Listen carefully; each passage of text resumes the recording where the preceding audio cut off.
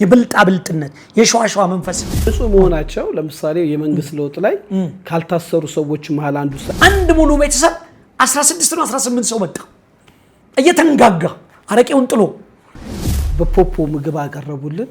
እኔ በለው ጓደኛ የተጠየፈ ጀራል በዚህ በኩል መጽሐፍ ቅዱስ ይዛሉ፣ በዚህ ደግሞ መሳሪያ ይዘው በተለይ ህዝብ በተሰበሰበበት መድረክ ላይ የፖለቲካ ንግግር ጸብ ቀስቃሽ የተለያየ ቤተ እምነት የገደል መጽሐፍትን አገልጋዮች አሉ እኮ አሁን አገልግሎት ግን በጣም የተሰቃዩ አገልጋዮች አሉ።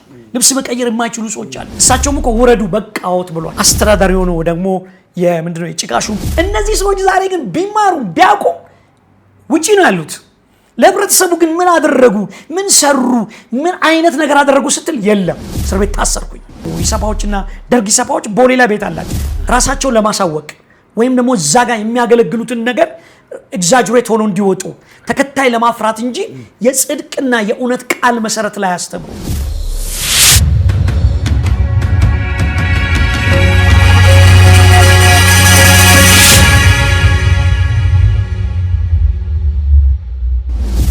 ሰላም ጤና ይስጥልኝ የዳሽን ቤተሰቦች ሰላምና ፍቅርን ተመኘው ተሾመ ሽፈራው ነኝ። ዳሽን ቲዩብ ለእናንተ ይጠቅማሉ የምንላቸውን ሐሳቦች የምናቀርብበት ሰዓት ነው። ከፍ ባለ ሐሳብ ዳሽን ቲዩብ ወደ እናንተ መጣለች። ዳሽን ቲዩብን ሰብስክራይብ፣ ላይክ፣ ሼር፣ ኮሜንት አድርጉ። ዛሬም ያው እንደተለመደው ከፍ ባለ ሐሳብ ለ30 ዓመት ያህል በመላው ሀገሪቱ በመዟዟር በተለይ በመጽሐፍ ቅዱስ ትምህርት በወንጌል አገልግሎት የሚታወቀው አቶ ዳንኤል ዱሬሳን ስቱዲዮ ጋብዣለሁ። በክርስቲያን ስነ ምግባር፣ በሀገራዊ ጉዳይ፣ አብሮነት፣ መስተጋብር ላይ እንግዲህ ከፍ ያለ ሀሳብ ውይይት እናደርጋለን። አቶ ዳንኤል ዳሽን ቲዩብ እንግዲህ በተጣበበ ጊዜ በጣም በድካም ከኛ ጋር ለመቆየት ስለፈቀድክ በዓለም ዙሪያ ባሉ አድማጭ ተመልካቾቻችን ስም እጅግ አድርጌ አመሰግናለሁ። መልካም እንግዲህ አንተ በሀገር ውስጥ በአራቱም አቅጣጫ በመዟዟር ላለፉት 30 ዓመት ውስጥ መጽሐፍ ቅዱስ ታስተምራለህ። አሁን ግን በወንጌላውያን ቤተክርስቲያን ውስጥ ባልተለመደ መልኩ አስተምሮ በአንዳንድ አገልጋዮች የሚታየው ሌክዠሪ ህይወት ብዙ ጭቅጭቅና ያለንና ምን ነው ደህና ሰው አጣቸው ይላሉ። ለዛም ቢጠቅም ዘንድ አንተን ጋበዝን። አንተ ወንጌል ቤተክርስቲያንን በመትከል ህዝብን በማስታረቅ በማስተማር በእስር ቤት በማገልገል ትታወቃለህና እንደው ትንሽ ስላንተ ያል ካልኩ ስለ ክርስቲያኖች ስነ ምግባር ኢትዮጵያ የክርስቲያን ደሴት ናት ትባላለች። ክርስቲያኖች የመሰረቷት ሀገር ናት። ይሁንና ግን ከቅርብ ዘመን በኋላ ለምን ከቅርብ ዘመን ኢትዮጵያ የጦርነት ታሪክ ነው ያላት። ግን ይህንን ትውልድን የሚበላ ወጣትን የሚገድል እርስ በርስ የሚያፋጅ መንፈስ በክርስቲያን ሀገር ላይ መታየቱ ለብዙዎቹ እንቆቅልሽ ሆኗል እና እንደው ይሄንን ወደ ታሪክ ወደ ኋላ እንገባለን። የክርስቲያን ደሴት የሆነች ሀገር ክርስቲያናዊ ስነ ምግባሩ መጽሐፉ ምንድን ነው የሚለው? ቅዱሱ መጽሐፍ የእናንተ አስተምሮስ? አዎ ቅዱሱ መጽሐፍ እንግዲህ ቅዱስ ነው፣ ምንም የተቀላቀለ ነገር የለው። ምክንያቱም አትስረቅ አትግደል ተብሎ ተሰጥቷል። ክርስቲያን ስነ ምግባራዊ ደግሞ በተፈጥሮ የምናገኘው ነገር ነው። በትምህርት ብናዳብረውም ቴዎሎጂ ብንማርም እናዳብረዋለን። በተፈጥሮ የኢትዮጵያ ሕዝብ ሁሉ ነገር የተመቻቸለት ቅን ሕዝብ ነው፣ የዋህ ሕዝብ ነው፣ ፈራሃ እግዚአብሔር ያለው ሕዝብ ነው። ሁሉም ሙስሊሙ ክርስቲያኑ ሁሉም አንድ ላይ ሆኖ ነው የሚኖር ህብረተሰብ ነው በአፄዎቹ ዘመን እስከ ዛሬ። ግን አንዳንድ የፖለቲካል ትርክቶቻችንና አሁን አላዋቂዎች የሚተርቱብን የሚያስተምሩን ትምህርቶች እየበዛ ስለመጣ ነው። እኔ አሁን ለምሳሌ በእኔ የክርስቲያን ተግባሮት ውስጥ ትልቁ የህይወት ለውጥ ነው ያደረኩት። እኔ ትላንት በህብረተሰቡ መካከል እጠጣለሁ፣ አጨሳለሁ፣ ቅማለሁ። ዛሬ ግን በክርስቲያን ተግባሮት ታንሼ በእግዚአብሔር ቃል ሆኜ በፈራሃ እግዚአብሔር ልኖር ራሴን አዘጋጀው ማለት ነው። ስለዚህ እየገባኝ ነው። በአንዴ መለወጥ የለም እኮ ወደ መለወጥ፣ ወደ ትልቅነት፣ ወደ በጎነት፣ ወደ ክርስቲያን ተግባሮት ይመጣል። ከክርስቲያን ተግባሮት በፊት ድሮ ስነግር ቤተሰብ ውስጥ ታላቅ ሲመጣ ታናሽ ቁጭ ብሎ ቆሞ ነው የሚጠብቀው። ኖር በዝጌር ተብሎ ነው ሰው የሚገባው። ከውጭ ሰው ሲመጣ ኬፑን ተቀብለው አስተናግደው ተብሎ ነው የሚገባው ሰው። ይሄ ተግባሮት ነው፣ ክርስቲያናዊ ተግባሮት። ከቤተሰብ ከተቋም ነው የሚጀምረው። ዝም ብሎ ከመንግስት ብቻ አይደለም የሚመጣው። ከህብረተሰብ ውስጥ ከእምነት ተቋሞች ውስጥ አንጻር ስነግባር የጎደለው እንዲህ ነው ውገረው ምናምን የሚል ነገር አለ። ይሄ ምንድነው? በሃይማኖት ተቋም ውስጥም ራሱ ትልቅ የተስተምሮ ዝንፈት ተፈጥሯል ማለት ነው። እኔ በልጣለሁ፣ እኔ የበላይ ነኝ፣ አንተ የበታች አይደለም፣ አገሩን የሰራሁት እኔ ነኝ፣ ያበጃጀሁት የሚል ነገር። ሰማይና ምድርን እንኳን የፈጠረው እግዚአብሔር እኮ ነው። እችን ምድርን የፈጠረው እግዚአብሔር ነው። የማንም ሃይማኖት አስተዋጽኦ እዚህ ምድር ላይ የለም። ሰማይን ምድርን ቃሉን የፈጠረ እግዚአብሔር ብቻ ነው። በቃል ተፈጠርን፣ በቃል ኖርን፣ በቃል እንቀጥላለን ማለት ነው። ጀስት የሰው አይዲያ አይደለም። ይሄ የእግዚአብሔር አይዲያ ነው። እንድንኖር ተግባሮትን የፈጠረልን፣ ኮሚኒኬሽንን የፈጠረልን የእግዚአብሔር ትልቁ ህይወት እኔን ምሰሉ ነው ያለው ኢየሱስ ክርስቶስ። እኔን ምን አድርጉኝ? ምሰሉ። የዋህ ነኝ፣ ትሁት ነኝ፣ እኔን ምሰሉ አለ እንጂ ሃይማኖቱን ወይም ታላቅነቱን ምሰሉ አላለም። እኔን በመምሰል ቀጥሉ ነው የሚለው። አንዳንድ ጊዜ የሚታዩ ነገሮች አሉ በኢትዮጵያ ተግባሮት ውስጥ። አንድ ሰው ወይፈን ቢያርድ በሙስሊም አንዱን ግማሹን ቤቱ ለድሃ ይሰጥና ለሌላ ይዞ ይገባል። ይሄ በሙስሊምና ህብረተሰቡ ስታዩ ታውቃለህ። አብረህ ታፈጥራለህ፣ አብረህ ትበላለህ። ክርስቲያኖች ደግሞ ሲመጡ ከጎረቤት ከዘመድ አብሮ ይበላል፣ አብሮ ይጠጣል። ይህ አይነት የተገነባ ትልቅ እሴት ያለው ህዝብ እኮ ነው። ዛሬ ግን እናውቃለን እንተርካለን የሚሉ ሰዎች ትርክታቸው ችግር ውስጥ ከቶናል። በትርክት እንድናልቅ አድርጎናል። አንዱ የበላይ አንዱ የበታች ማንም አላደረገውም። ሁሉም እግዚአብሔር እኩል አድርጎ ነው እዚህ ምድር ላይ የፈጠረው። ስንፈጥር በታሪክ አጋጣሚዎች በተከሰቱ ከውጭ በተቀዱ የማርክሲዝም ሌኒኒዝም ርዕዮተ ዓለሞች በውጭ በተቀዱ ሀሳቦች ነው አንዳንድ የምንባላው። አገር በቀል የሆነ ኮሚኒኬሽን፣ አገር በቀል የሆነ ተግባሮት እኮ አለ። ገብቶሃል? አገር በቀል ያለው ምንድነው? ታላቅ ለታናሽ ይገዛል። በኦሮሞ ካልቸር ውስጥ ታላቅ ታናሹን ያከብራል። ስነ ምግባር አለው። ተነስና መርቅ ይባላል። ይሄ እኮ ከውስጥ በተፈጥሮ ያገኘ ነው፣ የተሰጠን እድል ነው፣ ስንጠቀምበት የነበርን ነው፣ ልናዳብረው የሚገባ ጉዳይ ነው እንጂ አንተና ሰው በተፈጥሮ ከእግዚአብሔር ማንነት የተፈጠረ በጎ ነገር ውስጡ አለ እኮ። ግሩም ድንቅ ውብ ሆኖ የተፈጠረው የሰው ልጅ ሲፈጥረው ራሱ በእናቱ ማዕፀን ሳለ በደም ተለውሶ ሳለ በህይወት ኑር ብሎ ፍቃድ የሰጠው እግዚአብሔር። ስለዚህ በዚህ መልኩ ነው ተግባሮቶቻችን እየወረዱ ይመጡ። የክርስትና ስነ ምግባር ያው እንደ ክርስቶስ ትሁት፣ የዋህ፣ አፍቃሪ ሁሉም የሚቀበል ነው እንጂ ክርስቲያን ነኝ እያል ከማሳደድ መግፋት። እዚህ ላይ ለመናገር የፈለግነው ክርስትና ስንል የወንጌል አስተማሪ ስለሆንክ ነው እንጂ ኢትዮጵያዊ ውስጥ ስለ እስላም አለ፣ ዋቄፈም አለ፣ የተለያየ አመለካከት ያላቸው እነሱ አስተማሪዎቹ መጥተው በራሳቸው ሳቢ ያለውን ነገር ይናገራሉ። ይሄ ስነ ምግባር የክርስትና ስነ ምግባር ይሄ ከሆነ ተግባቦት ላይ እስቲ እናውራ። የክርስትና ተግባቦት ወይንም ኮሚኒኬሽን ምን መሆን አለበት? ወይስ ምን ነበረ? አንድ ክርስቲያን ነኝ ሲል ከሰው ጋር እንዴት ነው? ክርስቲያን ነኝ ሲል የሌላውን ሃይማኖት መጠበቅ አለበት። መግፋት የለበትም፣ መሳደብ የለበትም፣ ማንቋሸሽ የለበትም። አንተ እንዲህ አይባልም። ምክንያቱም ያ ኢቴክስ ማጣት ነው፣ ስነ ምግባር ማጣት ነው፣ ተግባሮትን ማጣት ማለት ነው እንጂ የሌላውን ሃይማኖት ሌላውን መስደብ ማንቋሸሽ አይፈቀድም፣ ትክክልም አይደለም። መሰረታዊ ነገሩም ይሄም አይደለም፣ መጽሐፍ ቅዱሳዊም አይደለም። መጽሐፍ ቅዱስ ነው።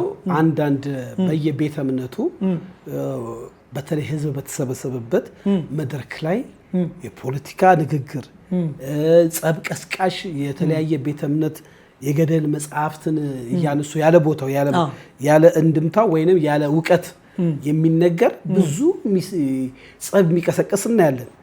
መጽሐፍ ቅዱስ ግን ስናነብ ክርስቶስ ሰላም ለእናንተ ይሁን ነው ብሎ ስለ ሰላም ነው የሰበከውና ይሄ ተግባቦት ራሱ በሃይማኖት አስተማሪዎች ሲጣስ አንተም አስተማሪ ስለሆንክ ምን አይነት እሳቤ ያመጣል በህዝቡ ዘንድ? በህዝቡ ዘንድ እነዚህ ሰዎች ወንጌል ሰባኪዎች አይደሉም። በአብዛኞቻቸው አነቃቂ አነጋጋሪ ናቸው። ሰውን አትራክሽን ለማድረግ ሰውን ወጣቱን ለመስበክ በቃ በጥሩ ነገር አትራክት ቢያደርጉ አይቻልም ነው። አለማወቅ ነው። አሁን እነሱ ግባታቸው ምንድነው? ራሳቸውን ለማሳወቅ ወይም ደግሞ እዛ ጋር የሚያገለግሉትን ነገር ኤግዛጅሬት ሆኖ እንዲወጡ ተከታይ ለማፍራት እንጂ የጽድቅና የእውነት ቃል መሰረት ላይ ያስተምሩ። የእውነትና የእውነት መሰረት ቃል ላይ ቢያስተምሩ ኖሮ ህዝቡ በአለት ላይ በኖሮ ነበር፣ ዲሲፕሊን በኖሮ ነበር፣ ስነ ስርዓት በኖሮ ነበር። እግዚአብሔር የስርዓት አምላክ እንጂ የነውጥ አምላክ አይደለም። ስርዓት አለው እግዚአብሔር። ሁሉ ነገር ስርዓት አለው። እኔ እናንተ አሁን ስናወራ ስርዓት አለው። በስርዓት ነው የተገነባው። ስርዓት አለ።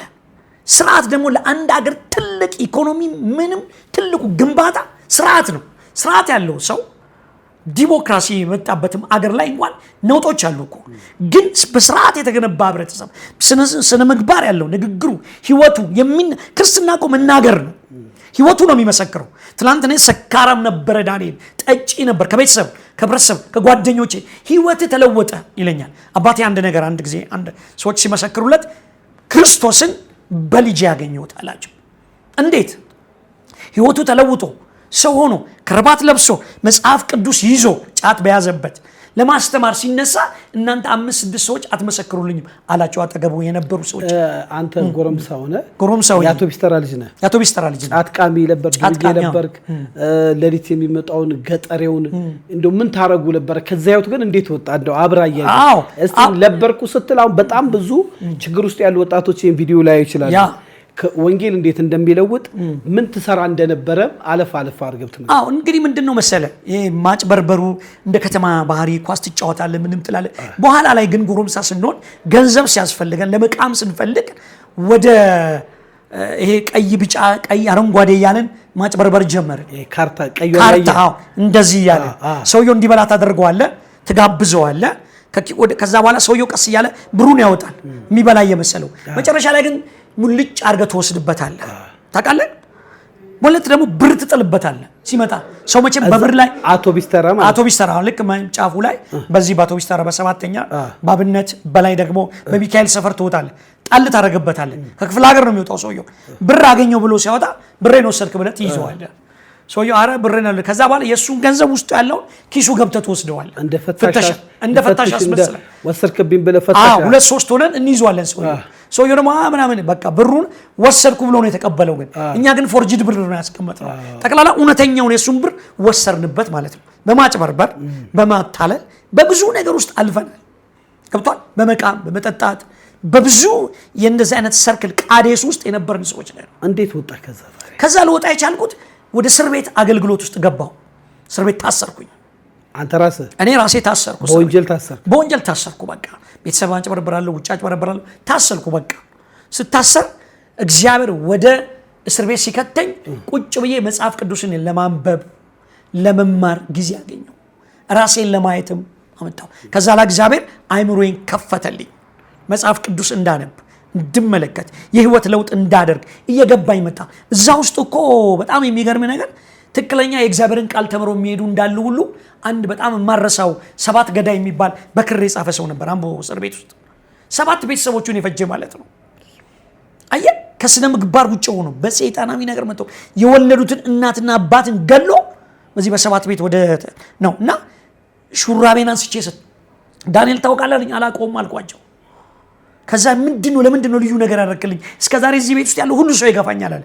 አንተ እኮ የእግዚአብሔርን ነገር ብታቅ ኖሮ እዚህ ውስጥ ሁሉ ባልገባ ነበር ብዬ ቁጭ አልኩ። የተለያየ ወንጀል አለ፣ ዘራፊ አለ፣ ነፍሰ ገዳይ አለ፣ ብዙ ህብረተሰቡ ጋር አብረን የምትታሰረው እስር ቤት ውስጥ ለእኔ ምን ሆነልኝ መሰለህ? ተግባሮትን፣ ክርስትናን፣ ህይወትን እንዳውቅ ረዳኝ። ለአንተ ወደ ምድረ በዳ ወጣታለሁ አስተምራታለሁ የሚለው መማሪያ እስር ቤት መማሪያ ትሆነ እየተቀጣህም እየተማርክም መጠመር። ለእኔ ጌልጌላና ጴኔል ሆነልኝ። በረከትን መቀበያ ሸለፈቴን ደግሞ ማስወገጃ ስፍራ ሆነ። ትምህርት ቤት ሆነ ማለት ነው። ትልቅ ዩኒቨርሲቲ ቢገስት በቃ ትልቁ የህይወት ለውጥ እንዳደርግ ገባኝ። ልክ እንደ መስቀሉ ቃል ማለት እኮ ነው። የመስቀሉ ቃል ዱርዬውና ዱርዬው ተሰቅሏል ከክርስቶስ ጎንና ጎን። አንደኛው ምን አለ? ራስንም እኛንም አድን አለው። ይሄኛው ደግሞ ምን አለ? ተው እኛ በወንጀላችን በሰራነው ነገር ነው የተሰቀልነው አለው። ዞር ብሎ አየው። ዛሬ በመንግስቴ ምን አደርጋለሁ? አስብሃለሁ አለው። አየህ፣ አይምሮ ተከፈተለት። አሁን ይሄ ሰውዬ የትኛው ቤተ እምነት አባል እንደሆነ አይታወቅም። ምክንያቱም ከጎዳና ነው የመጣው፣ ከነፍሰ ገዳይነት ነው የመጣው። በካኖስ ላይሆን ይችላል፣ ሙሉ ወንጌል ላይሆን ይችላል፣ የትኛውም ሃይማኖት አይደለም። ግን አንድ እውነት ግን ገባው። በስራው ተቀጥቶ ህግ ፊት ቀርቦ ወንጀል እንዳለ ገባው፣ በሰማይም በምድርም ገብቷል። አሁን ዞሮ ዘረን ልክ ተግባሮት ማለት ህይወት ለውጥን አይቶ ተመልክቶ የህይወት አቅጣጫን መያዝ ማለት ነው ተግባሮት ማለት። ስለዚህ አንተ ተግባቦትን ዋና ፍሬ ነገሩን በህግ ጥላ ስር ሆነ አገኘሁት። ስትወጣ የህይወት ተስተካከለ። እንደው አንድ ፎቶ ይዘህ መጣህ። አባት በቀዳማዊ ኃይለ ሥላሴ ሲሸለሙ እንዲሰራ ተግባቦት ስርዓት ተምረው ማለት ነው ነበር። እስቲ ትንሽ ፎቶውን አሳይተን ትንሽ ብናወራ። ያው ፋዘር እንግዲህ ከሰራዊት ውስጥ ተመርጦ ነው። ፋዘር ከፖሊስ ሰራዊት ተመርጦ 50 አለቃ ሬዲዮ ኦፕሬተር ሆኖ በሐዋሳ ክፍለ ሀገር ይርጋለም ነበር በዛን ጊዜ የክፍለ ሀገሩ ዋናው። በዛን ሰዓት ፋዘር ከ50 አለቃነት ወደ ኦፊሰርነት መጣ ማለት ነው። ከሰራዊቱ ተመልምሎ አልፎ አለፈ ማለት ነው። ይሄ የምታየው የፖሊስ ሰራዊት ካዴት ኮርስ ስነ ምግባር ሰጠው፣ ህይወት ሰጠው፣ ተጨማሪ ነገርን አደረገው። ወደ አድሚኒስትሬሽን ወደ አስተዳደርነት ሲመጣ በኢኳሊቲ ደረጃ ነበር ሰዎችን የሚያስተናግደው። ቁጭ በል ይላል፣ ጎፍታኮ ምናምን ሲል ቁጭ በልና ሀሳብን ግለጥ ይላል። ይሄ እንግዲህ ከተግባሮቱ ከቢርቃጭቲ ከአባቱ ከምኑ ከህብረተሰቡ የተማረውም ነገር አለ። አባቱ ባላባት ሆኖ እዛ ወይም ደግሞ እዛ ባላባት ጎረምቲ ውስጥ አስተዳዳሪ ሆኖ ደግሞ የምንድነው የጭቃሹም ወይም ደግሞ ምን የሚባል የባላባትነት መምህር ሲሆኑ ስነ ስርዓት ያላቸው ሰው ነበሩ። ከእንደዛ አይነት ፋሚሊ ውስጥ ወጣ፣ እዛ አደገ። ትልቁ ነገር ደስ የሚለው ነገር ግቦ አንድ ሰው ሊሰጣቸው መጥቶ ስታጫውተኝ ብሩን መልሰው እስቲ እሱን ገጠመኝ። በጣም የሚገርም ነገር የፋዘር ደሞዝ 420 ምናምን ብር ነው። በዚህ ሰዓት ሰውየው ወደ ወሊሶ አስተዳደር ፋዘር ሆኖ ሲመጣ የመስረት ለውጥ አለ፣ መንደር መስረት አለ። ከገበሬ ማህበር ብር ወጥቶ ገንዘብ ይዞ መጣ ሰውየው። ሰርቶ አደር ጋዜጣ ፊት ለፊት ያለ እኔም ብሩን ለመውሰድ ፈለኩ። ያው ጎረምሳም ነገር ስለሆነ በሰርቶ አደር ጋዜጣ ላይ ውላ ያስቀመጥኩና ብድግ አድርጌ ልወስደው ፈለኩኝ። አባቴ ደግሞ አየና ጢር አረጋ። ከገንዘብ ሚኒስቴር ሰው ፈልጉ አምጡ ጥሩ አለ። ከገንዘብ ሚኒስቴር የወረዳው መጣ። አስተዛዛ አጋጣሚ የሆነ ፖሊስ ነበረ፣ ተጠራ መጣ። ሰውየውን አስገቡት ተባለ። ብሩን ወደ መንግስት ካዜና ገቢ ይሆናል። ዛሬ እኮ ዛሬ አምጣልኝ ነው ልብላ ነው የበላ የተሾመ ነው የሚባለው። ገብቷል? ሲሾም የሰውየ ትልቅ ስልጣን እኮ ያልበላ ሲግሻር ይቆጭ። አምጣልኝም ነው በፋውል ልክበር ነው በአሁኑ ሰዓት። እኛ ቤተሰብ ውስጥ ግን በቤት ውስጥ በካራክተር ውስጥ ጭቃ ቤት ነበረው በቃ ፋዘር፣ ሌላ ነገር ምንም የለውም። ግን ትልቅ ስልጣን እኮ ነበረው። በዛን ዘመንም እኮ በየሱ ይሰፋዎችና ደርግ ይሰፋዎች ቦሌላ ቤት አላቸው። ፋዘር ግን የለውም። በቃ እዛው ነው ከተማረ ሰው ሆነ እኛን አስተማረ። እኔ እንደውም አንድ ነገር ይነግረኝ ነበር። ተማር ልጄ ይለኝ ነበር። በቃ ቁም ነገሩ እዚህ ላይ ነው። እኔ ተምሬ ነው ከጎረምቴ አምቦ ስማር የ3 ሰዓት መንገድ በእግሬ ሄጄ ነው ይላል ፋዘር። እንዳንተ ስልክ በሞላበት እንደዚህ ሜንተነንት ባለበት ሰፋ ባለ መንገድ ተምሬ አይደለም ራሴን ነው ያስተማርኩት ይላል። ከዛ ከብት እየደረገ ምን እያደረገ አባትየውም ትልቅ ሰው ናቸው፣ ግን ንጹህ መሆናቸው። ለምሳሌ የመንግስት ለውጥ ላይ ካልታሰሩ ሰዎች መሃል አንዱ ፋዘር ነው። እውነት ነው። በቀይ ሽብር ያልታሰረ ሰው ነው ፋዘር። በደንቢ በበደሌ ብዙ ሰዎች ሲታሰሩ ኢሊባቦር አካባቢ ብዙ ቀይ ሽብሮች አልተካሄዱም። ለምን? ስነ ምግባር ያላቸው ሰዎች ፖሊሳዊ ስርዓትን የሚያጉ ማሰር መፍታት ነው። ለብዙዎች እኮ እዛች ትምህርት ቤት ላይ ጤና ጥበቃ ሃይ ስኩል የበራምባራስ ዘሮች ሆነው ግን ሳይማሩ የቀሩ ፊደል ያልቆጠሩ ሰዎች ነበሩ በዛን ዘመን ውስጥ። ፋዘር ግን ሃይ ስኩል እንዲቋቋም ብርቱ ጥረት አድርጎ መብራት የለም ምን የለም ደንቢ ሲባል ግን ሃይ ስኩል መቋቋም አለበት ብሎ አቋቁሞ በዛን ሰዓት በኢሊባቦር ክፍለ ሀገር ውስጥ 38 ምናምን ነገር ያመጣው አንድ ሰው ነው፣ አለማየሁ ማሞ የሚባል። ያ ግን ቤተሰብ ረድቶት አግዞት ማዘር ደግሞ አልብሳ ምን ብላ ሱሪ ልካ አለማ ዩኒቨርሲቲ ሄዶ አስመርቀውት ነው የመጡት። እነዚህ ሰዎች ዛሬ ግን ቢማሩ ቢያውቁ ውጪ ነው ያሉት። ለህብረተሰቡ ግን ምን አደረጉ? ምን ሰሩ? ምን አይነት ነገር አደረጉ ስትል የለም። ላስተማራቸው ህዝብ ለሰዎች ያደረጉት አስተዋጽኦ ምን አለ? ምን አይነት ትምህርት የከፈቱ? ታች ላለው ገጠር ላለው ገራዶ ላለው ያንፋ ጨሌ ላለው ሰው ምን አደረጉለት? ምን የውሃውስ ምናምን ነገር አደረጉለት? አንዳንድ ጊዜ እኮ መቆረስ ተግባሩት ትልቁ ነገር እና በህይወታችን ውስጥ አንዳንድ ጊዜ ክርስትና ማለት በህይወት የሚገለጥ ነገር ነው። እኔ አሁን ገጠር ገባለሁ፣ ገጠር አገለግላለሁ። ሳገለግል ልብስ ጫማ ምናምን ይዤ እሄዳለሁ። ሰዎች በበረባሶ ሊሆኑ ይችላሉ። አገልጋዮች አሉ እኮ አሁን አገልግሎት ግን በጣም የተሰቃዩ አገልጋዮች አሉ። ልብስ መቀየር የማይችሉ ሰዎች አሉ። እዚህ ከተማ ውስጥ አሁን ብዙ ሰው ተሰብስቧል። እዚሁ እኔ አሁን ወደ ኤጀሬ አዳማ ሲሄድ ኤጀሬ ላይ ወንጌል የለም። ወንድቬዱን ታውቀዋለህ አይደለም? አዳማ ያለው ቀጨማ እዛ ላይ ወጥቼ የሰበኩት እኔ ነኝ። በአንድ ሰርግ ምክንያት የለም። ከተማ ውስጥ ግን ብዙ ቸርቾች አሉ። ሚሽነሪዎች የተላኩ ሰዎች የታሉ? አልወረስንም እኮ። እርግጥ ነው መልካም ውጤት እያመጣን ነው፣ በቁጥርም በዛ እያለ ነው።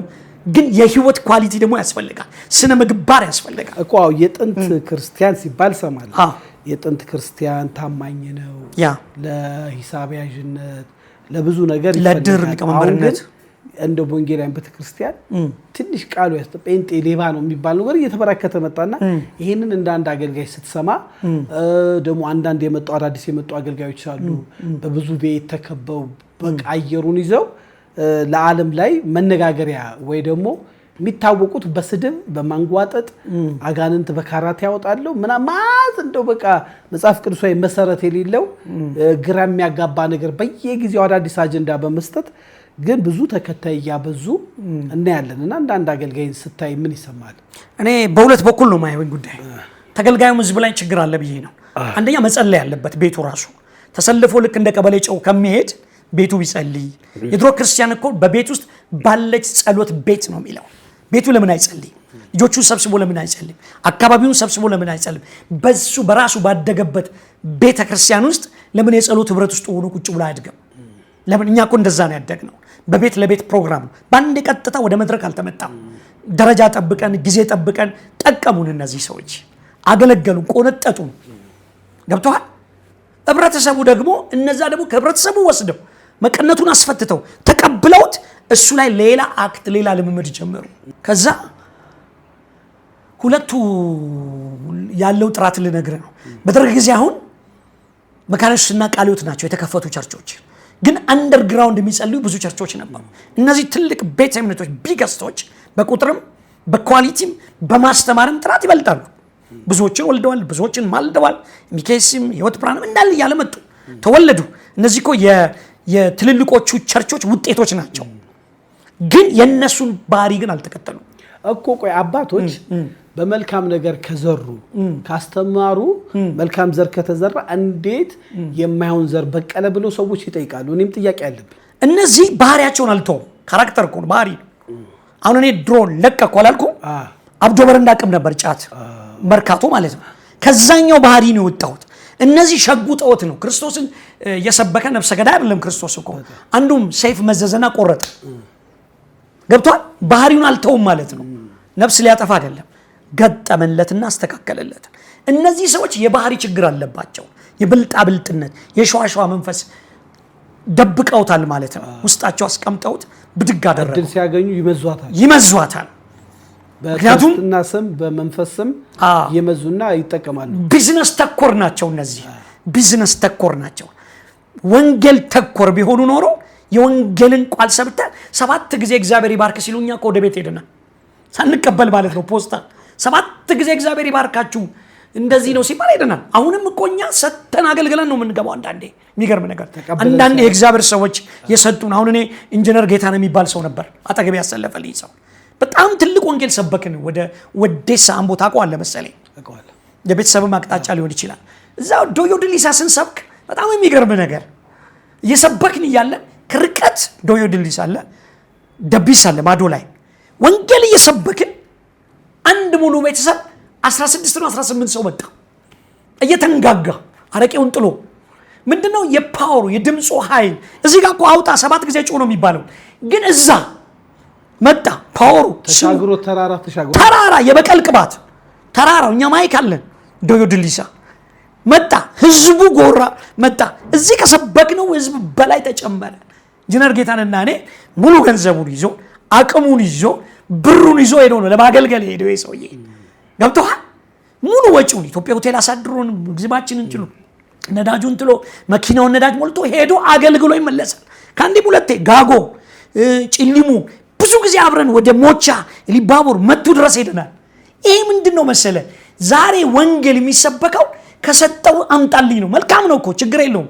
መብላት አለብህ። የሚበላውን በሬ አፉን አትሰር ይላል። ማግኘት አለበት እኮ ወንጌል። ግን ዝረፍ አይደለም። ዝረፍ አልተባለም፣ ሽጥም አልተባለም፣ ይሄንንም ቸብችብ አልተባለም። ዘይት ቅባት በነፃ የተቀበልከውን ስጥ ነው። ጊፍት ኦፍ ጋድ ነው። መለኮታዊ ስጦታ ነው። እግዚአብሔር ሰጠኝ፣ እኔ ነው ቀባኝ። በኔ ጉልበት አይደለም አጋንንት የወጣው፣ በኔ አቅምና ችሎታ አይደለም ጠላትን የዘረርኩት። እነዚህ ትላልቅ የሸዋ አካባቢ ቃልቻዎች ጃይንት ናቸው። አርሲ ኩየራ ላይ ሲሄድ አለቃችንን አስቸገርካለኝ አልኩ። እንዴት አልኩ። ገረሱን ደፋ። እነሱ እኮ አለቆቻችን አንተ መቀመጫ አሳጣቸዋል። ትልቅ የእግዚአብሔር ነገር ለካስ እያንቀሳቀሱ ነው አልኩ። ገባኝ። ጾም ጸሎት ይዤ ቁጭ አልኩ ሻሸመኔ ላይ። ከእንደገና ኃይል ተቀብዬ ወጣሁ ወደ ኩየራ። በዛ መስመር ሄድኩኝ። ዶዮ ድሊሳ የምትባል ማነው ዲባንዲባ የሚባል አርሲ ውስጥ ወደ ባሌ ጥግ ድረስ ሄድኩኝ። ባሌ ዶዶላ ምናምን እዛ እያሉ ሮቤ ድረስ ሄድኩኝ። ይሄ ምንድን ነው ብዬ ሳስብ ወደ ሌላ ጥያቄ ውስጥ ከመግባቴ በፊት በጠቅላላ ክርስቲያን ተግባሮት ወድቋል። የወደቀችውን የዳዊትን ድንኳን አነሳለሁ ይላል። ተግባሮት፣ ስነ ምግባር፣ ኢትዮጵያዊነት መገለጫ፣ ሰው መውደድ፣ ሰው ማፍቀር፣ አቅፍሮ ማብላት። ድሮ አያቴ በዛ በኩል ሲያልፍ ወደ ታች ማዶ ከጎሮምቲ ማዶ ወደ ደንዲ ቦዳ ምናምን ጎርጃ የሚባል መስመር ሰዎች አልፋሉ። ኖራ በዝጌር አላ አያታችን ሰው ተግባሮቱን አየው። ኖሩ ሲል ኖሩ በቢርቃ ሲል ሴትዮ አወጡና የምናሼ አካይ መሌ መነንጅሩ አሉ። ቆሎ በስተቀር ቤት የለም ነው። አካይኒስ ሚናኑ ማገለኔ አኛተኑ አሉ። 12 ሰዓት ሆኗል፣ መሽቷል። ቤት ለእግዚአብሔር ነው የሚባለው። አየ ተግባሮት ገቡ። አየዎቻቸውን ፈቶ ቁጭ አሉ፣ በሉ። ቱማሜሳ ቶኮፊዲ አለ ሸማገለው። ከቆሎ ወደ ሙኩት ገቡ፣ በሉ፣ ጠጡ። ኦቦ ቢርቃ ጣላን ቀብዱ አሉት። ትውልድ የለም አልተወለድክም? አዎ አባቴ ከዛ በኋላ ነው የተወለደው። መረቁ፣ በሉና ምን አሉ?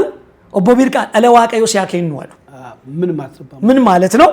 እግዚአብሔር ትውልድ ይስጥ፣ የሚሰጥ እሱ ስለሆነ ይስጣሉት። እሳቸው ደግሞ ማጨው መታው፣ ማጨው ሄደው ከአምቦ ማጨው ሊዋጉ ሄደዋል። ዘምተው ብርቃጭቲ ማጨው ዘምቷል። አያቴ የሸዋ ዲኒስቲዎች በጣም ይዘምታሉ። ፈረሰኛ ነው። በአድዋ ጦርነት ትልቁን ሁለተኛው ያደምጫ የሰገሌ ጦርነት አለ፣ ሁለት ያድዋ ጦርነት አለ። ሁለተኛው ላይ መሰሉ እሳቸው እና እነ ጃገማ ኬሎ እና አብቶ ጊዮርጊስ ዲነግዴ እዚህ ሁሉ ከሸዋ አካባቢ የመጡ በአብዛኛው የሀገሪቱን ያሳተፈ ጦር ቢመጣም የሸዋዎቹ ግን ይበልጣሉ። በተለይ የቱለማው በጣም ጃይንት ነው። የጉለሌው የአቦቴው ጠቅላላ እዚህ ዙሪያ ላይ ያለ የነ ሞቲቱ ፋቡና ዘር ስታው ዋርነር ነው ያለቀውም። እሱ ያለቀውም የሞተው እዚህ ጉለሌ ላይ ምን ላይ ሊበኖ ሮሞ ምናምን የግርማ ደቦጭና አብርሃም ደቦጭ ዝም ብሎ ታክሲ ሹፌሮች ናቸውና ገቡና በዛ በናዚ ጦርነት ጊዜ ሲሞቱ ያለቀው የሸዋ ገበሬ ነው። አዲስ አበባ የዛን ጊዜ ጎጆ ነው አሉ። በብዛት ነው የሞተው። ገብቷል። በጣሊያን ጨካኝ ጭፍጨፋ ውስጥ የተፈካው 6 ኪሎ ያለው የሸዋ ኦሮሞ ነው ያለቀው በብዛት። ምክንያቱም ሴንተር ነው ያለው። ሴንተር ነው ሲሄድም ወደ ባሌም ወደ ጅማም ወደ ወለጋም ሄድ ብቻ ከዚህ እየተነሳ ነው ሄደው። ጃከማ ኬሎ ስታነሳው የበረሃ መብረቅ ሚል ፍቅረ ማርቆስ ደስታ የጻፈላቸው ታሪክ አለ። ብዙ ሰው ያ መጽሐፍ ከወጣ በኋላ ነው የእሳቸውን ጀግንነት ያየ ነውና ጃከማ ኬሎ በወጣትነታቸው ጣሊያንን ያርበደብዱ ነበር በዚህ በጊንጭ መስመር። ትንሽ ስለሳቸው እስቲ ጭልሞ ውስጥ የኖሩ ሰው ናቸው፣ የሜጫ ሰው ናቸው። ጃገማ ኬሎ ነገሪ ትልቅ አርበኛ ናቸው። ከዛ በኋላ ወጥተው ሆለታ ትምህርት ቤት ሄደው ተምረው ከነገረሱ ዱኪ ጋር ተቀላቅለው ከዛ በኋላ የባሌ ክፍለ ሀገር አስተዳዳሪ ሆነው ሄደዋል። እዛም ትልቅ ታሪክ ነው የሰሩት። እሳቸውን ካነሳ ቅድም ደግሞ ስለ ተማሩ እያሉ ስለ ጀነራል ታደሰ ብሩም እስቲ እናውራ። ታደሰ ብሩን ማናቸው? በሚገርም ሁኔታ ብዙ ታሪክ አላቸው። አለፍ ብለ በተለይ ተማሩ በሚለው ቃላቸው ይታወቃሉ። አሊቢራ በሳቸው ምሳሌ ተማሩ የሚል ኦሮምኛ ታዋቂ ዘፈንም ዘፍኗልና የኦሮሞ ሕዝብ እንዲማር ሲማር ነው ሲነቃ ብሎ አሁን እንግዲህ የተማረው ወጣቱ ኃይል ስልጣን ይዟል፣ ሀገር እየመራ ነውና የነዚህ አባቶቻቸው ታሪክ ምንድነው? ጀነራል ታደሰ ብሩ በጣም የሚገርም ትልቅ ሰው ነው። ጀነራልነቱ ዝም ብሎ አልመጣም። ከዚህ አቦቴ ኩዩ መስመር ላይ ተወልደው የኖሩ ሰው ናቸው። ከዛ ወደ ፖሊስ ሰራዊት ወደ ፈጥኖ ደራሽነት ተቀላቅለው ከዛ በኦፊሰርነት አገልግለው ንጉሱንም ያገለገሉ ትልቅ ጀግና ናቸው።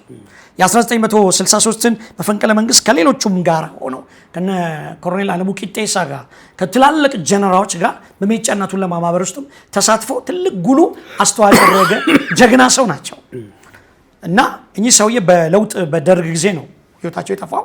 ግን በተራ አንድ ዝም ብሎ የቃሊቻ ወይም ደግሞ ምናምን ቤት ውስጥ አካባቢ ነው ወደ ሁለታ መስመር ሄደው ህይወታቸው ያለፈው። እኚህ ሰውዬ ትልቅ ጀነራል ናቸው፣ ጃይንት ናቸው። ቤተሰቦቻቸው ለዛሬ ለዚህ ነው የፕሮቴስታንት ቸርች ነው ቤታቸው። ኮልፌ ፈጥኖ ደራሽ ማነው ግቢ ወደዚህ ኮልፌ ጤና ጠባቂ ፊት ለፊት የኢትዮጵያ ሙሉ ወንጌል ቤተክርስቲያን የኮልፌው የእሳቸው ቀይ ነው ሰጥታለች ልጅቷ። ለምን ስለምታቅ ነው። ጀነራል በዚህ በኩል መጽሐፍ ቅዱስ ይዛሉ፣ በዚህ ደግሞ መሳሪያ ይዘው ወደ ሀረር ሁሉ ይታወቃሉ። እሳቸው ጭሮ መስመር ገለምሶ የቁም እስር የታሰሩ ሰው ጀነራል ታደሰ ብሩ ማለት ማንዴላን ያሰለጠኑ ናቸው። የኃይለ ሥላሴን መፈንቅለ መንግስት ያከሸፉ ናቸው። የኃይለ ሥላሴ 1960 ግርማ ነዋይና መንግስቱ ነዋይ በመተባበር አብረው ነበሩ። ግን ንጉሱ በስነ ስርዓት መውረድ አለባቸው ፊደል አስተምሩናል ከሚል እንጂ መውረድ አለባቸው ብሏል። እሳቸውም እኮ ውረዱ በቃዎት ብሏል። አገራዊ ግንባታ ላይ ፖሊስ ሰራዊት ወደ ህዝባዊነት ወደ ለውጡም ህይወት ላይ የግርግር ፖለቲካ ስላልተመቻቸው እንጂ ጃይንት ነገር አላቸው። ከፍተኛ መኮንን ናቸው። ከነ ጀነራል አማናምዶ ጋር ከሌሎቹ ጋር የመተባበር የማወቅ ኦፊሰራዊ ዕውቀት ጥበብ የነበራቸው ወጣ ያለ ነገር የነበራቸው በወቅቱ የሰለጠኑ የተማሩ ለህዝባቸውም ደግሞ የሚቆረቆሩ ሰው ነበሩ። የመጫናቱን ለማማበር ሲቋቋም ልማትን ነው የጀመረው። በዛ ውስጥ ደግሞ ማንነቱን ጭምር ነው ለሳቸው ጀነራል ኃይለ ሥላሴንም ፊት ለፊት የተጋፈጡ ናቸው። ምንድነው የምትፈልገው ሲባል ይሄ ህዝብ መማር አለበት፣ ፊደል መቁጠር አለበት። የመሞታቸው ሚስጥር እሱ ነው ይባላል። እውነት ነው። የመሞታቸው ሚስጥር ተደክሶባቸዋል ይባላል። ህዝቡ ከተማረ እንደሚነቃ ከነቃ ደግሞ እንደሚጠይቅ ከዛ በኋላ የምናያቸው ኢህአፓ መይሶን ሁሉ የተፈለፈለው ከዛ በኋላ ነው። እስከ ደርግ ድረስ መሬት ላራሹ የሚለው እሳቤ ያንን የያዘ ነው። ንጉሳዊ ቤተሰብ ነበረ በፊት ኢትዮጵያ የምትተዳደረው። ኃይለ ሥላሴ እንግዲህ ንጉሳዊ በአጼዎች ነው። ስለዚህ አሁን አንዳንዴ ግን በፖለቲካ ትርክት አሁን አንዳንድ እኛ አባቶቻችን ገዢ ናቸው ይላል፣ አንዱ ደግሞ ተገዢ ሆኖ ራሱን ዝቅ አድርጎ ይከራከራል። ግን ስናይ ሚክስር ነው። አንድ ንጉስ ቢቀመጥ ከታች ግን እነ ባልቻ አባሳፎ እንግዲህ የአድዋጃው የጦር ጀነራሎች ብዙ ናቸው። የኃይለ ሥላሴ የጦር አማካሪ ሀብተ ጊዮርጊስ ደነግዴን ማንሳት እንችላለንና እነዚህ ትርክት ታሪክ ካለማወቅ ነው ወይ ታሪክ ከማጣመም ነው? እንዴት ተረዱ? ታሪክን ካለማወቅ ነው። አሁን ብትል ሸዋ የሰለጠነ ህዝብ ነው። በፈረስ ላይ ተቀምጦ ራሱን ለብሶ የሚሄድ ህዝብ ነው። ማንን ያሰለጥናል? በረባሶ ለብሶ ቁምጣ ለብሶ የመጣው ህዝብ እዚህ ጋር የታጠቀ የለበሰ ነጭ ልብስ ላይ ፈረስ ላይ በወቅቱ የሰለጠነ ህዝብ ነው። ወደ ባሌ ሴድ ራሱ ነው የሚገዛው፣ ቤቱን የሚያስተዳድረው ራሱ ነው። ማን ነው ተገዢ ያደረገው? ማን ነው የበታችነት ሲያሳየው? በጣም ጃይንት እኮ ነው ህዝቡ ራሱ። የትርክት መንሻፈፍ መንሻፈፍ እንጂ በወቅቱ የሚከራከር ስለ ራሱ የአጼዎቹ ሀሳብ ይኑር እንጂ ህዝቡ በወቅቱ በተማረበት ሰዓት ላይ አሁን እዚህ ሰላሌው ላይ ስትሄድ ብዙ ስራ የሚሰራው ራሱ ነው፣ ህዝቡ ነው። የሰለጠነ ህዝብ እኮ ነው። ያ ከሰሜን የመጣ ህዝብ እኮ ከተፈጥሮም ከክላይመንቱም ከምኑም በችግርና በረሃብ ውስጥ የኖረ ህዝብ ነው። ይሄ ግን ሴንትራል ሸዋ የሰለጠነ የሚለብስ የሰለጠነ አንድ ጊዜ አንዱ አሰልጠነ እኛ አሰልጠናቸዋል አስተምራቸውላል ሲል እንዲህ ይሄን ቁምጣ ለብሰህ ይሄን በረባሳ አድርገህ እኛ ምን ታሰለጥነኛለህ አለው። ገብቷል? መሰልጠን ማለት ካለባበስ ካኗኗር ጀምሮ እኮ ነው። ስንጣሌ አይምሮም ጭምር ነው። የሰለጠነ ህዝብ ነው። ህዝብ ብዙ ነገስታቶች ተፈራርቀውበታል። ሊኖር ይችላል አይዲያዎች፣ ግን ህዝቡ ታች ያለው ህዝብ የሰለጠነ ያወቀ የተማረ የመማርም እድል ያገኘ ህዝብ እኮ ነው። በጣም ከሰሜኑ ህዝብ እኮ የተሻለ የመሃል ሴንተሩ ህዝብ እኮ የመማር እድል ነበረው፣ የማወቅ እድል ነበረው፣ ትምህርት ቤት የመግባት ነበረው። ስለዚህ በብዙ ትርክቶች እኮ ይነገራል እኮ አንዳንድ ከንጉሳዊ ቤተሰብ ጋር የቅርብ ባላባትም ነበረ፣ የተጋባም ነው፣ አብሮ የተዋሃደም ህዝብ ነው። መልካም። እንደው ስለ ሀገራዊ ትርክት ስናወራ ቅድም ስታጫውተኝ በጣም ግርም ያለኝ ወደዚህ ወደ ሰሜን ሸዋ ወደ ደብረ ሊባኖስ ወደዛ አካባቢም ትሄዳለህ፣ በአገልግሎት ደግሞ እስከ ጋምቤላ እስከ ተለያየ ቦታ ትሄዳለህና እንደው በህይወት ገጠመኝ ቅድም ስትለኝ ግራ ገባኝ። የሆነ ቦታ ሄጄ በፖፖ ምግብ አቀረቡልን። እኔ በላው ጓደኛ የተጠየፈዋል። አንዱ ደግሞ የምንድነው የጃርት ሾርባ በልቻለሁ። ከዛም የተለያየ ምግብና እስቲ እነዚህ እስከ ደብረ ሊባኖስ ያሉትን ታሪኮች በቅደም ተከተል አውራለን። በደብረ ሊባኖስ እንግዲህ ቃሲም ስላሴ ይባላል ቤተክርስቲያኑ ራሱ። ቃሲም ስላሴ ኦርቶዶክስ ውስጥ እንዴት ገባ ብለህ ታስባለህ? ይህንን ያደረገችው ወርቄ ኤሌሞ ናት። ንጉሱ ነበሩ። ምን ቸርች ትክፈት ገብርኤል ምናምን ሲባል ኖ አሉ፣ አያታችን ማለት ነው። ወርቄ ኤሌሞ ጀባ የሚባሉ ምን አደረጉ? ቃሲም ስላሴ ቸርች ተተከለ። ከደብረ ሊባኖስ ወረድ በላ እዛው ማዕከሉ ላይ ማለት ነው። አሁን አለች ቤተክርስቲያኑ አለች። አሁንም ቃሲም አለው። ቃሲም ስላሴ የእስልምና ስም አይደለም፣ ዘር ነው፣ ትውልድ ነው። ወደ ባሌ አርሲ ምናምን አካባቢ ፎሎፕ ያደረገው በዛ በግራኝ መሐመድ ብዙ ትርክት አለ። አሁን ልናወራ አንችልም፣ ግን በዛን ዘመን የሄደ ነው። ምጥ ተከል ሲባል ቃሲም ስላሴ አለ ቤተክርስቲያን አለ ዛደረው ሊባኖስ። ለዚህ ነው ወንጌል እዛ ሲሰራ የኛ ቤተክርስቲያን እኮ ነው አንተ የሳቸው ልጅ ነህ አሉ። አዋልኳቸው አገረ ስብከት ለምን ተደበድቡናላችሁ? ለምን እንዲህ ታረጉናላችሁ? ምን አጠፋን አልኳቸው። ወንጌል ከመስራት ውጪ የሰራነው ነገር አለ? ስለዚህ ከተደበደብን በኋላ ከሆነ በኋላ ወደ ፍርድ ቤት ቀረብን። የተከበረ ፍርድ ቤት አልኩኝ እኔ ይቅር ስለተባለልኝ ይቅር እላለሁ። ታዲያ ለምን ወደዚህ መጣ? ለምን ይሄ ፋይል ተከፈተ ሲለኝ የህግ የበላይነትን እንዲያውቁ እንዲረዱ ነው አልኩኝ። አንዳንድ ጊዜ የምናደርጋቸው ካለማወቅ ካለመማር በስሜት ነው የምናደርጋቸው። ስለዚህ ወደ እርቅ ይምጡ፣ አንተ ግን ከነሱ ጋር ቁጭ ብለህ 2 ወር 3 ወር የእርቁን እያደረግክ ናልን አለች ዳኛዋ ማለት ነው።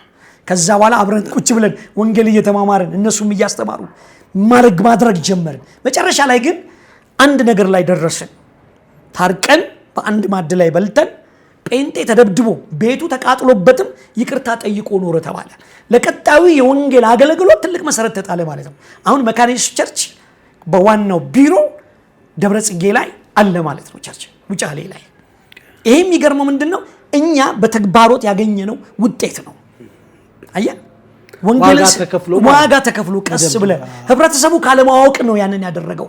ስለዚህ ወንጌልን ብናስተምረው ብንነግረው አይምሮ ይለወጣል ብለን ይሄን ህዝብ አመጣ ነው። ግሬት ኮሚሽን ገብቷል። ሰስ ፊልም ተመቷል፣ ተቃጥሏል፣ ተደብድቦ ብዙ ችግሮች ተፈጥሯል። ግን ተስፋ ያለ መቁረጥ ወረድ ስትል እኮ እዚህ 67 ኪሎ ሜትር ጫንጮ ጎርፎ ምናምን እኮ ወንጌሎች የሉ። በቃ ሊሰራ ይገባል። እሱ ያው እንግዲህ ሃይማኖታዊ ነገር ስለሆነ እሱን እንደተወት እናደርገውና አሁን ቅድም ያልከን በአገልግሎት በእርግጥ የህዝቡን እሳቤና የዋህነት ያሳዝናል። ወደ ደቡብ ኢትዮጵያ ሄጄ አንድ ቦታ በፖፖ ምግብ አቀረቡልኝ። አንድ ቦታ ደግሞ የምንድነው የጃርት ሾርባ ለምግብ እሱን በደንብ ብታው ሸርቡ ሾርታ ቀቀለች ስትዩ ምንድነው ተባለ። ከዛ ቆጮ መጣልን። ወደ ሞቻ መስመር ላይ ነው። ወደዚህ ሊባቦርና ሞቻ ድሮ አንድ ነበር።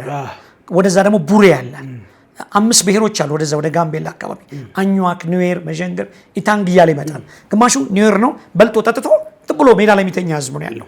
ይሄን ህዝብ ለማድረግ ባህሉን፣ ቋንቋውን፣ ታሪኩን እሱን ለመምሰል ግድ ነበር። ስለዚህ ገበያ መካከል ገባን። አረቄ እነሱ ቢያመጡልን ትንሽ ፉት ታደርግና ቁጭ ታደርጋለህ። በደንብ ባጠጣው ማለት ነው። ከዛ የጃርት ምግብ በትክክል ይበላል። ዋና ምግብ ነው። ሾርባ ነው። በቃ ተቀቅሎ ከአሳ ውስጥ የሚመጣ እንደ አሳ ነገር አለ። ከሌላ ከርከሮም አለ። ብዙ የሚበላ ነገሮች አሉ። ምን ይላሉ? አይ ምግቡ እንደው ስላልለመድ ነው እንጂ ቆንጆ ቴስት ነው። ምግብ በሽታ ተከላካይ ምግብ ነው። ናቹራል ነው። ሰው በሽታ አይዞም በሽታ መሬት ላይ የተኛ እዛው ሜዳ ላይ የተኛ ምንም አሙ ማይገርም በቃ ሴፍቲ ነው፣ ጠባቅ ነው። የነሱ ሰዎች እኮ ወደ ጋምቤላ ስትሄድ ወደ አኝዋክ፣ ኒዌር ወደዛ ወደ ጂካው ምናምን ስትሄድ እኮ ሴቶቻቸው አሳ በልተው ምን ብለው በቆሎ በልተው ራሳቸው ይወልዳሉ። ይሄ ከጥንካሬና ከመጋገባቸው የተነሳ ነው። ወልደው ተጽናንተው በራስ ራሳቸው ይሄዳሉ። አኝዋክ አለ፣ ኒዌር አለ፣ መዠንግር አለ። ይሄ ምንድነው? ያመጋገባቸው ውጤት ነው። ያመጋገባቸው ያኗኗራቸው ውጤት ነው።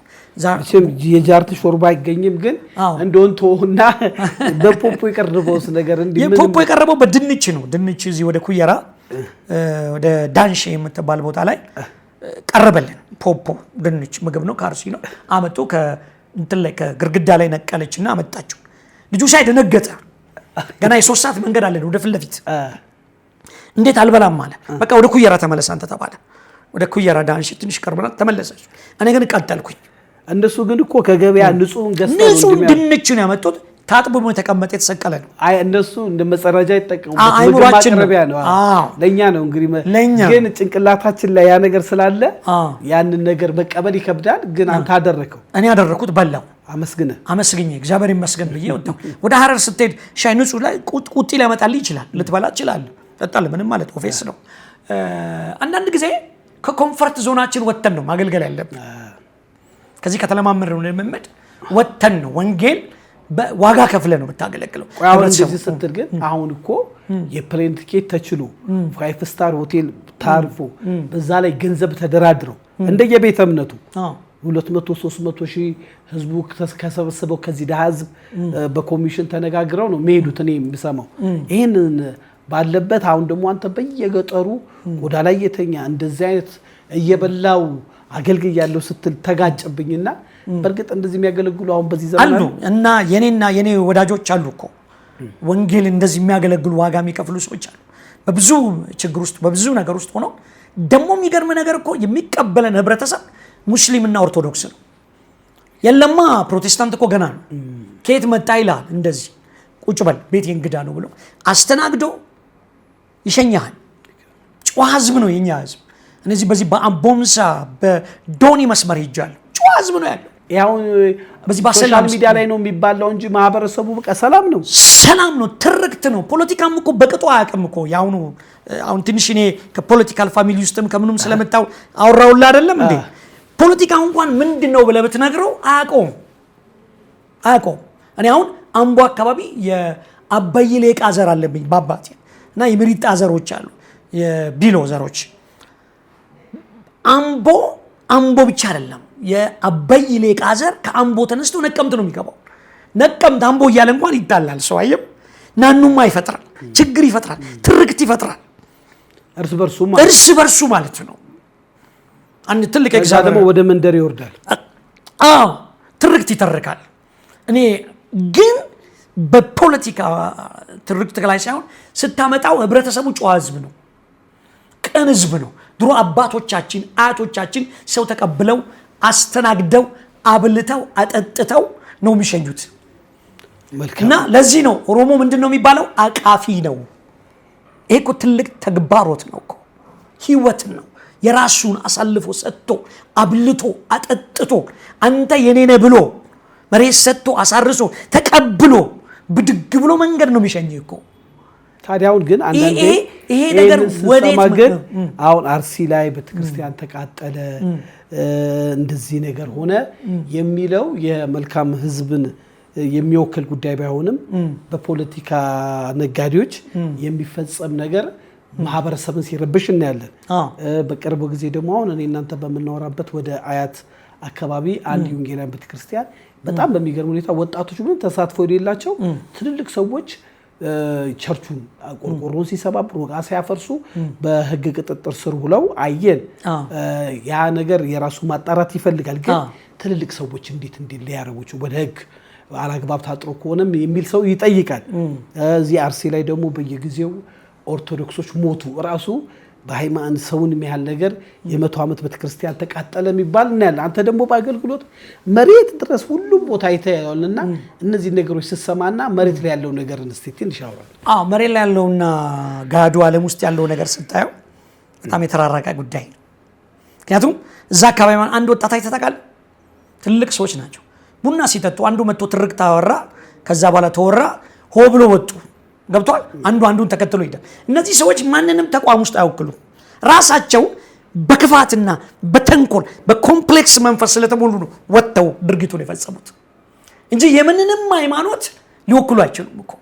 ራሳቸው ያልተሰሩበት ማንነት፣ ፈራህ እግዚአብሔር የሌላቸው፣ ተግባሮት የሌላቸው ዝም ብሎ በስሜት ተነስተው እንደዚህ አይነት ተቋም ውስጥ ገቡ። አግባብ አለ፣ ህግ አለ፣ ሂደት አለ። የህግን አፈጻጸም መጠበቅ ነው ያለባቸው እንጂ ተነስቶ እውነትም እኮ ሊኖራቸው ይችላል። አናውቅም። እኔ እናንተ ወጣቶች ግን አላዩ። በጣም ይደንቀኝ ወጣቶች ሲሳተፉ አላዩ። ትልቅ ሰዎች ነው በእድሜ ጠና ያሉ ነው እዛ ተሳትፎ ላይና ወጣቱ እየነቃ ነው ልበል፣ እየነቃ ነው። አሁን የፖለቲካል ሰሞኑን በብልጽግና በህብረት በምናምን ስታየው ቢዘፈንዱ ምናምን ቢል ወጣቱ ብዙ አልተንቀሳቀሰም። ለምን? ከ97 ከብዙ ነገር እየተማረ መጥቷል። አሁን ለምን? ነገ መኖር አለበት ትውልዱ፣ ራሱን ህይወቱ መምራት አለበት፣ ፕሮጀክቱን ኢንስቲትዩት ማስቀጠል አለበት። ዝም ብሎ መንደድ የለበትም።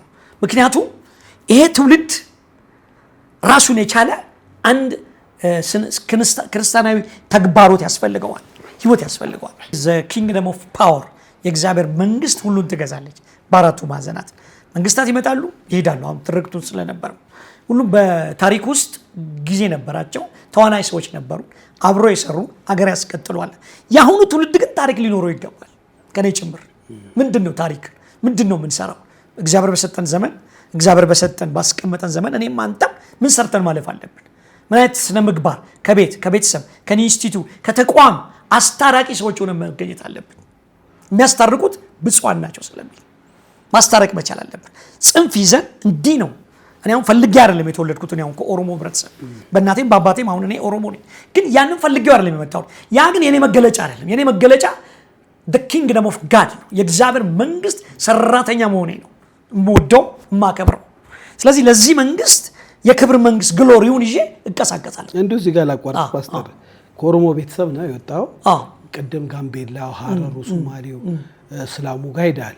አማራ ክልልም ሄዳል። እንደው የአማራ ክልል ማህበረሰብ ጋር ሄደ የገጠመ ወዳጅነት፣ ፍቅር፣ አንድነት ያየው ነገር ያው በሰው በማይረባ ትርክት ይጋጫል። አንተ ግን መሬቱ ላይ ብዙ ስለምትሄድ ትንሽ ስለሱ በዚህ በሰሜን ሸዋ በሚንጃር በኤጀሬ የአማራ ክልል ባሉበት በዚህ በሸዋ አካባቢ ላይ ሄጃለሁ። ሲሄድ ምንድነው ህብረተሰቡ ቅኔው የዋህ ነው። እንደውም እገልቦናለሁ አንዳንዴ ህዝቡ ግባልኝ ነው የሚለው ቁጭ ምናምን። ትርክቱ ግን ምንድነው የተነገረው? አንተ ትልቅ ነህ የበላይ ነህ ምናምን ተብሎ ነው። እሱ ግን ታች እኮ ነው ያለው። ጥቂት ሰዎች ናቸው ላይ ሄዱት። ታች ያለው ግን አፈር ገፍቶ የሚኖር ህዝብ ነው። ምንም ንጉስም ሆኖ አያውቅም። ምንም የበላይም ሆኖ አያውቅም። የኖረው ግን ከህብረተሰቡ ጋር አንድ ላይ ሆኖ ነው የኖረው። ከሌላው ህብረተሰብ ጋር አብሮ የበላ አብሮ የኖረ ህዝብ ነው። የሌላውንም ሰሚት አድርጎ መኖር እኮ አለበት። አሁን ወደ ወለጋ ብትሄድ ኦሮምኛውን ችሎ ምን ብሎ አብሮ ነው የሚኖረው። ከግማሽ በላይ አሁን አሉ ከወለጋ ከምናምን ከጎጃም ምናምን አካባቢ የተወለደና የኖረ ህዝብ ነው። ከሸዋ ይልቅ እንደውም እነሱ በጣም ይበልጣሉ እዚህ ሸዋ ውስጥ ላይ ስለነበሩ ነው እንጂ። ስለዚህ አብሮ የኖረ ህዝብ አብሮ የበላ ህዝብ ወደ አንድ የታሪክ ትርክት ውስጥ መግባት የለበትም። ምክንያቱም ይሄ ህብረተሰብ ይሄ አንድ ነገር ማወቅ አለበት። የሰለጠ ነገር በአንድ ትልቅ ነገር ልናገርና ልጨርስ። በደርግ ጊዜ መሀይምነት መጥፎ እንደነበረ ይታወቃል። በንጉሳን ቤተሰብ ውስጥ ታሪክ አለ። ጥቂት ሰው ነው የተማረው። የሪያል ፋሚሊዎችና የተወሰነ የባላባል ልጆች የመማር እድል አላቸው። ደርግ ግን ሲመጣ መሀይምነት እናጥፋል እና ፕራይም ሚኒስትሩ ራሱ በሻሻ የተማሩት ትምህርት ቤት እኛ ጋር አልነበረም አሉ። በደርግ ጊዜ በነበሩ በመሰረት ክርስቶስ ትምህርት ቤት እዛ አጋሮ ገራዶ ይባላል ድዴሳ ወረዳ ቶባ ወረዳ እሳቸውን ሲማሩ እዛ አካባቢ ነው የተማሩት። የኔ ታላላቆች እንኳን የመማር እድል አልነበራቸውም አሉ እዛ ጋር። ደርግ ነው እንግዲህ እዛ ጋር የመማር በአባቴ መሬት ላይ ትምህርት ቤት ተመስርቶ ከመሰረት ትምህርት ጀምሬ ነው ዛሬ ለዚህ ደረጃ የበቃሁት አሉ። አየህ፣ ምክንያቱም ራዕይ የሚኖርስ ስትኖር ነው። መወለድ አገርን እመራለሁ ታይቶኛል የምትለው ስትማር ነው የምታውቀው። ታዳብረዋለህ። ተግባሮት ውስጣዊ ነገር ቢኖርም ከዛ እኔ ደስ ያለኝ ነገር አለ። የእናታቸው እዚህ ጀሬ አብቹ እሳቸው እንኳን የዛ ውጤት ናቸው። የመማር ደርግ አየህ፣ ደርግ እንኳን አንዱ መንግስት ከአንዱ የተሻለ ይኖራል። ገብቶሃል? ሁል ጊዜ ማንኛውንም መንግስት ወደኋላ ደግሞ ማሰብ ነው ትልቁ የኛ ችግር። ወደኋላ ማሰብ፣ ወደኋላ መመኘት፣ ወደኋላ አዲስ ነገርን ለምን አናይም? ቪዥን ራዕይ ማለት እኮ ማየት ነው፣ መመልከት ነው። የኋላዬን እየረሳው ወደ ፊት ለፊት ለመሄድ እጓዛለሁ አለ። እኔም አንተም አዲስ ነገር ለማየት ሁሉን አዲስ ያደርጋል እግዚአብሔር፣ ይለውጣል። ከትርክት ከዚህና ምናምን በቃ አለፉ እኮ አጼዎቹ አለፉ። ከአጼዎቹ አልፎ ያዲግ መጣ፣ ከያዲግ ደግሞ ብልጽግና መጣ። እንዲህ ያለ ሮቴሽኑ ይቀጥላል እኮ ምንም የሚቆም ነገር የለውም። ምክንያቱም ነውጡ ለለውጥ ይሆናል። እንዲህ አይነት ነው የዓለም ነባራዊ ሁኔታ። ዓለም ደግሞ መጨረሻ ላይ የማያልፈው የእግዚአብሔር ቃል እንጂ ሁሉ ነገር ያልፋል፣ ያረጃል። በሚያረጅ ነገር ታሪክ ላይ እኔ ሰው ሲነታረክና ሲጨቃጨቅ እኔ አይምሮዬ ደስ አይለውም፣ አልቀበለውም። አንዳንዴ ልጫወት ልነጋገር እንጂ እንዲህ ጽንፍ ይዤ ተረኛ ነን አልልም። ለምን መሰለ? ተረኛው ላይ የደረሰበት ችግር ስላለ፣ ጥላቻ ስላለ፣ ባለማወቅ የደረሰበት ነገር ስላለ እና በፖለቲካል አሁን ሰው ጴንጤ ወይም ደግሞ ፕሮቴስታንቱ መብቱንም ጊዜውንም ሲጮህ አታይም። የተሰራበት የፖለቲካል እሴት ስለሌለ ነው። ቃሉን አወቀ፣ የእግዚአብሔርን ቃል መብቱን መጠየቅ አለበት፣ ዲሞክራሲ መብቱን መጠቀም አለበት፣ ኤክሰርሳይዝ ማድረግ አለበት። ማድረግ እኮ አለበት፣ መብቱን መጠየቅ አለበት። አሁን እኛ እንደ ጽድቅ የምናየው ነገር የለም። ጻድቅ ቅዱስ እግዚአብሔር ነው፣ ፈራጅ ነው። እኛ ደግሞ መብታችንን ማስከበር አለብን፣ ማስተማር አለብን፣ ማወቅ አለብን፣ መነጋገር አለብን።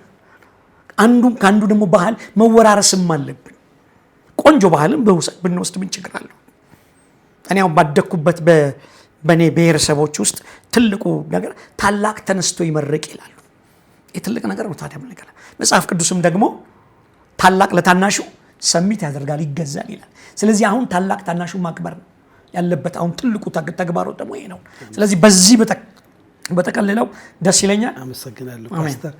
እንግዲህ ያው ሰዓትም ይገድበናል፣ ብዙም ነገር ተጨዋወትን፣ እንቀጥላለን። እንደዚሁ አንድ ወቅታዊ አርዕስቶች ሲኖሩ በተለይ ተግባቦት፣ መነጋገር፣ መደማመጥ አውቀን ወደ ታሪክም የገባ ነው እንዲህም አይነት ታሪክ ያሳልፈን ህዝቦች ነን የሚሉ አስተማሪ የሆኑ መደማመጥን የክርስቲያን ደሴት ከሆንን ደግሞ መነጋገርን እናዳብር ነው ሀሳባችን። አመሰግናለሁ ፓስተር። ውድ የዳሽን ቤተሰቦች የዛሬ ፕሮግራማችን ይመስላል። ይህን ፕሮግራም ሰብስክራይብ፣ ላይክ፣ ሼር፣ ኮሜንት አድርጉ። ተሾመ ነኝ ሻሎም።